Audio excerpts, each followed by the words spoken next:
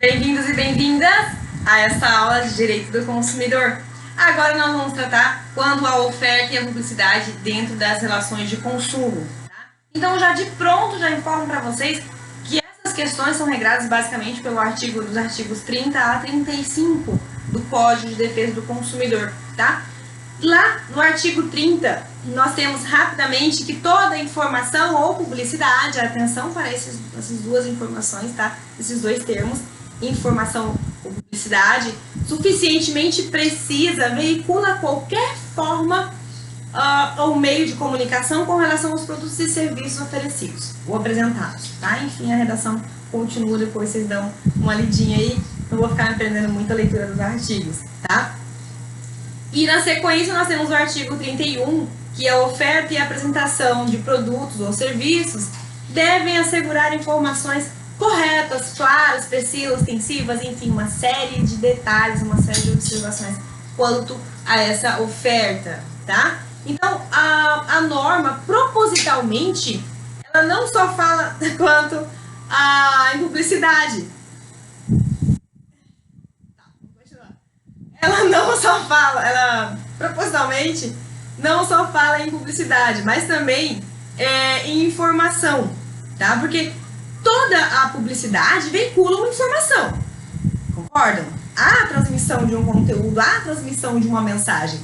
No entanto, nem toda informação pode ser caracterizada como sendo uma publicidade, porque a publicidade, ela abrange tudo o que a gente vê sobre um produto, sobre um serviço, são anúncios de televisão, rádio, jornal, aqueles panfletos de supermercado, tudo aqui na publicidade, tá? Rótulos também é uma forma de publicidade. E a informação, né, ela abrange isso, tá? Ela integra essas veiculações em meios de comunicação, de formas de comunicação, tá?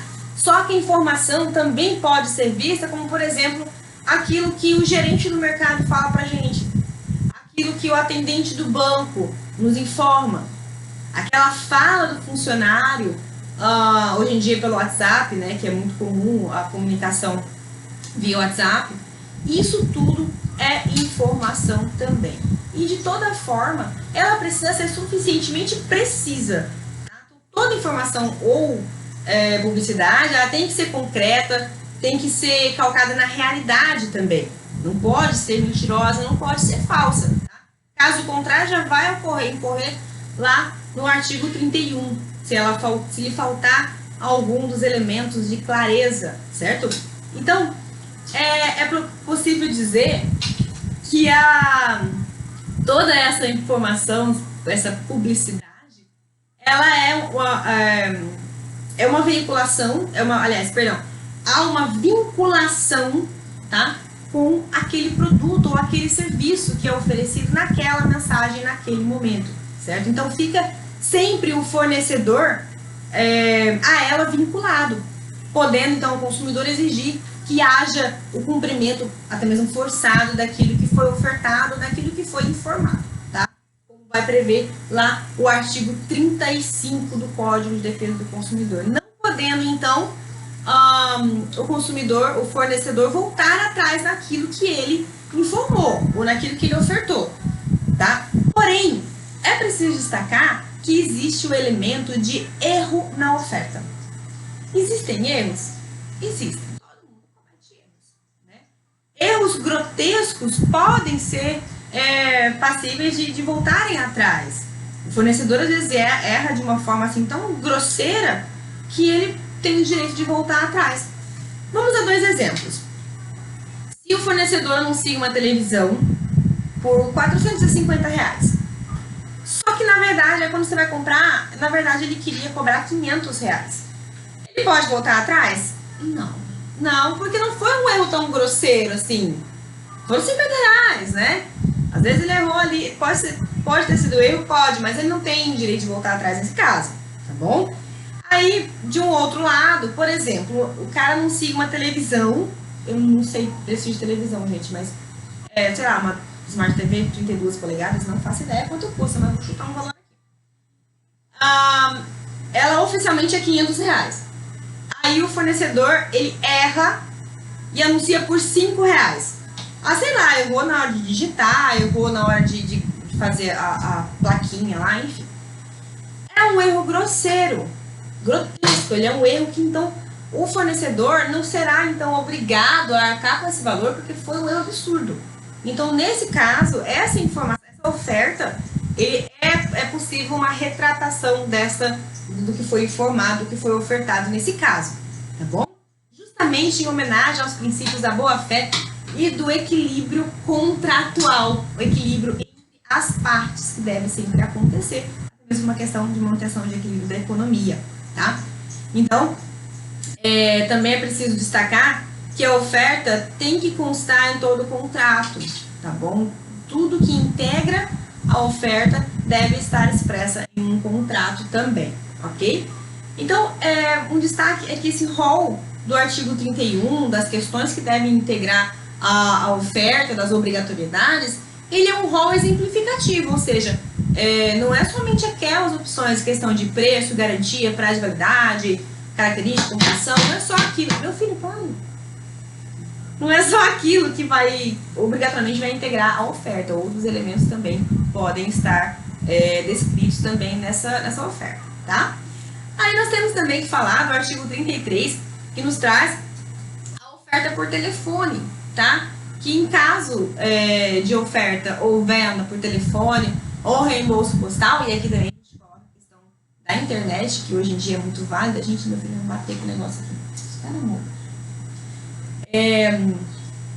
Deve então constar obrigatoriamente o nome do fabricante, o endereço na embalagem, na publicidade e em todos os impressos que ele se utiliza para aquela transação comercial, tá bom? E assim também é vedado algumas práticas, como por exemplo a ligação a cobrar, sacanagem, o cara vai te vender um negócio, né, por ligação a cobrar, tá bom? E o artigo 35, ele nos traz a questão da proibição da recusa do cumprimento da informação. O fornecedor obrigatoriamente deve cumprir com o que ofertou, tá? Não pode, tem a redação, se o fornecedor de produtos ou serviços se recusar ao cumprimento da oferta, apresentação ou publicidade, o consumidor poderá alternativamente a sua escolha, primeiro, exigir o cumprimento forçado da obrigação, nos termos da oferta que foi veiculada, tá? Aceitar outro produto ou prestação de serviços equivalentes, tá bom? Ou rescindir o contrato com direito à restituição da quantia que eventualmente tenha sido paga, tenha sido antecipada, tá? Ainda que a lei exija que haja o cumprimento dessa obrigação, ela não dá um dispositivo eficaz para que isso aconteça. Então, é o momento onde fatalmente poderá haver a demanda judicial, porque o próprio código não traz elementos, não traz ferramenta para que haja essa coação do fornecedor em cumprir com a sua oferta, com a sua publicidade em si, tá bom? Aí vamos lá então falar pontualmente quanto à publicidade. A publicidade, ela é uma questão garantida constitucionalmente, tá? Como sendo então um mecanismo de divulgação, ela é garantida constitucionalmente como sendo um mecanismo de divulgação. Porque se eu vendo alguma coisa, eu presto algum serviço, eu tenho o direito de informar, eu tenho o direito de falar, olha gente, eu tô vendendo tal coisa, eu tô fazendo tal serviço, tá bom? Mas vamos falar uma questão técnica aqui. Tecnicamente, publicidade e propaganda, ainda que sejam ferramentas promocionais, elas possuem objetivos distintos, tá? De maneira bem técnica. Porque a propaganda, ela vai ter um caráter mais ideológico, uma questão mais de disseminação de ideias, tá?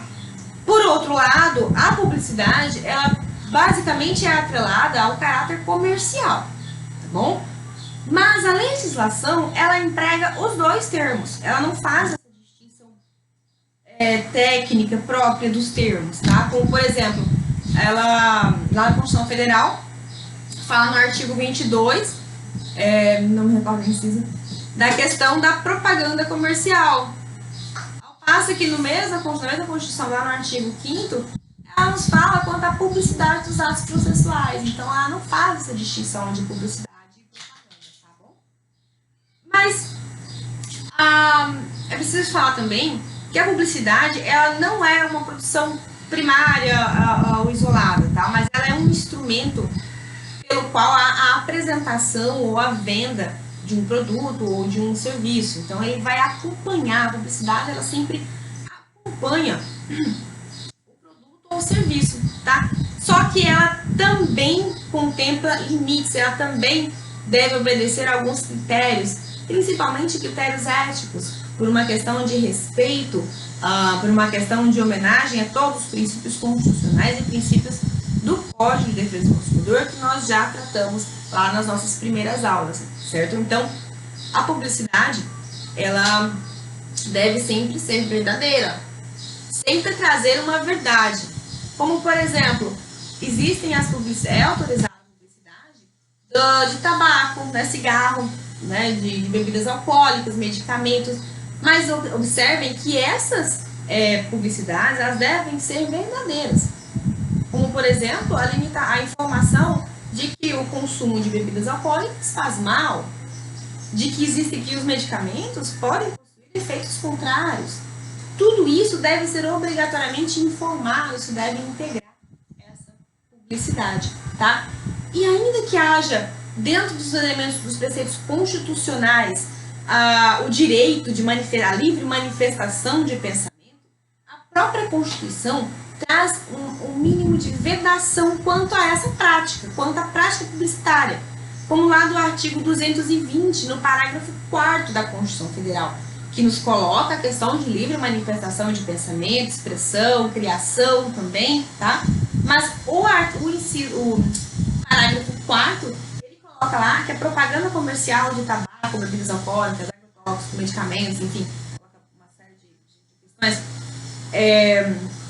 devem obedecer critérios técnicos, assim como informar os efeitos, advertir o consumidor quanto aos efeitos maléficos decorrentes do uso, do consumo daquele produto. Tá? Então, aqui é um caso de restrição à publicidade, à livre manifestação do pensamento, tá? Porque tem que acontecer essa limitação em prol de um bem comum, em prol de uma coletividade. Tudo bem? Compreendida a questão da oferta de publicidade de maneira geral, tá? A nossa próxima aula nós vamos tratar quanto à publicidade abusiva e clandestina, assim como algumas práticas abusivas que estão descritas dentro do Código de Defesa do Consumidor. Tá bom? Então, aguenta aí, já já eu volto com mais uma aula. Fica comigo, vem com a prof.